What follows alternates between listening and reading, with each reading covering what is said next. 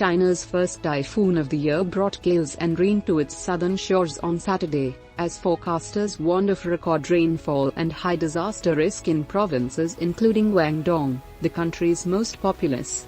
Typhoon Charba, though medium in intensity and expected to lose strength over time, is likely to bring extremely heavy rains and may break the record for cumulative rainfall as it pulls the monsoon rain belt in the region inland, said the center's chief forecaster.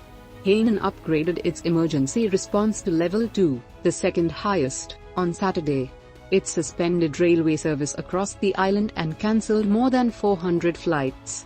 In recent weeks, historic rainfall and flooding in southern China have destroyed property, paralyzed traffic and disrupted the daily lives of millions in one of the country's most populous and economically key regions.